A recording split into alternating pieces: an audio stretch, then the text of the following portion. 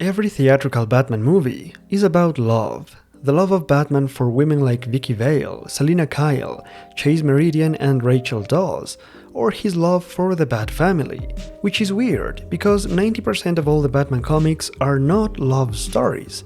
So why does Hollywood insist on putting love in every Batman movie? The reason is simple. Love is the most powerful and universal language that anyone understands. Everybody enjoys a good love story, whether it's in a movie, a book, a TV show, or a song. And that's the reason why all the Batman movies always have love as part of the plot, even the 1960s one. Love is a complex human relationship, and thanks to that, stories become deep and interesting. And the most complex human relationship Batman ever had happened in Batman: Mask of the Phantasm, the 1993 movie based on Batman, the animated series. I already talked about what makes that show so special, and what they did with this movie is they took all the elements that work in the show, such as the art direction, the animation style, the music and the voice acting, and they came up with one of the most authentic Batman stories ever. That said, the movie was not entirely original, as they drew inspiration from some Batman comics, like for instance many elements were taken directly from the storyline called Batman: Year 2. In that comic, Bruce falls in love with Rachel, a woman whose father is the vigilante known as the Reaper. In the movie, Rachel is replaced by Andrea Beaumont, and the character design of the Phantasm is quite similar to that of the Reaper.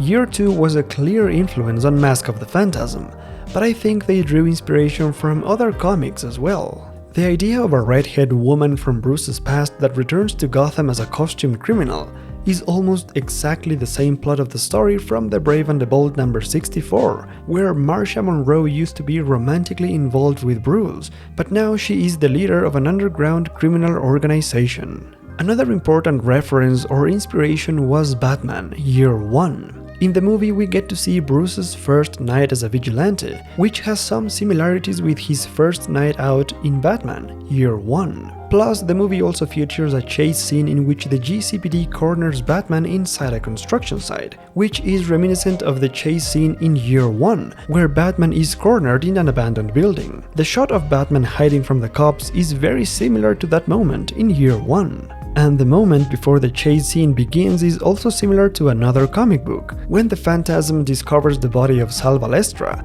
we learn that the Joker has booby-trapped the place to explode thanks to a recording machine. As the bomb goes off, Batman locates the Phantasm, and the chase begins. Well, the exact same thing happens in Detective Comics 648, when the GCPD go inside a building to find the Clue Master's hideout, but instead they find the corpse of one of his thugs sitting on a chair and a tape recording with Clue Master's voice. The bomb explodes as Batman watches from the distance, and Robin notices a spoiler running away from the place, and he starts chasing her across the rooftops of Gotham, just like Batman starts chasing after the Phantasm. The writers have never mentioned this comic as a reference, but I don't believe in extraordinary coincidences.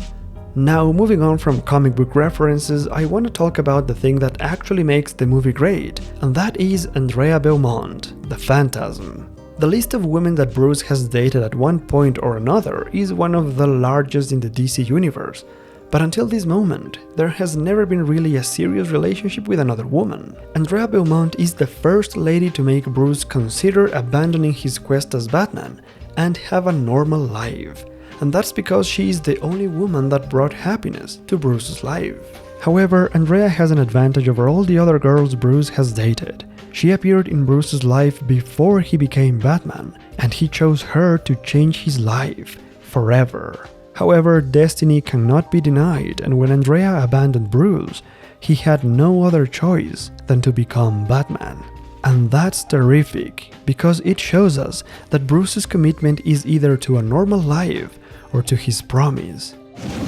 It's gotta be one or the other. I can't have it both ways. Andrea is an excellent character because she shows us what Batman can't be. If Bruce allowed himself to be happy and love another person, his determination to fight crime and mete out justice would vanish. Love is strong enough to heal any wound, and yet the only reason why Bruce is Batman is because his wound will never heal. Andrea is the ultimate argument against anyone who thinks that Bruce can be happy and still be Batman. Andrea is an awesome character already, and she becomes even better thanks to her alter ego, the Phantasm, the mysterious character who kills the mobster that ruined her life. A character who is a dark mirror of Batman, and as such allows us to better understand the reasons and motivations behind the Dark Knight.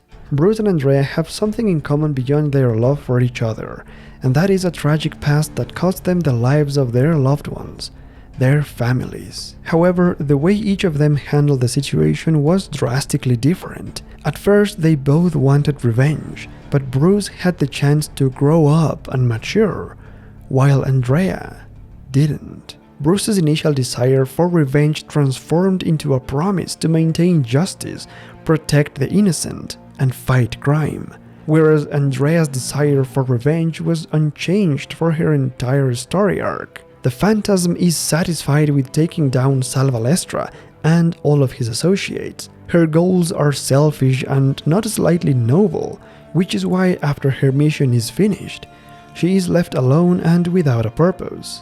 And that's how Bruce is different. He didn't become Batman only to take down Joe Chill. He has a higher purpose, which is perfectly reflected in the end of the movie. While Andrea leaves Gotham on a boat, mourning the loss of everything she cared about in her life, Batman reflects his loss, but quickly moves on when the bat signal appears in the sky, giving him a newfound motivation beyond love.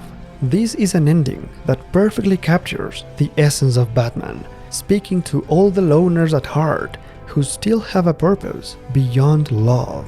And that's why Mask of the Phantasm is such an outstanding Batman movie, because even though it is a story about love, it is not a love story. And that's what makes Mask of the Phantasm arguably the best Batman movie. That's pretty much all I have to say about the movie. It's like an extended episode of the animated series with fantastic visuals, excellent performances by Kevin Conroy, Mark Hamill, and Dana Delaney. If you haven't watched it, I highly suggest you do it. As always, a big thank you to my Patreons for sponsoring these and all future videos, and a shout out to you for sticking around until the end. Remember that you can always follow me on Twitter at Salazar. Friends, thank you all so much for watching, and I'll see you next time.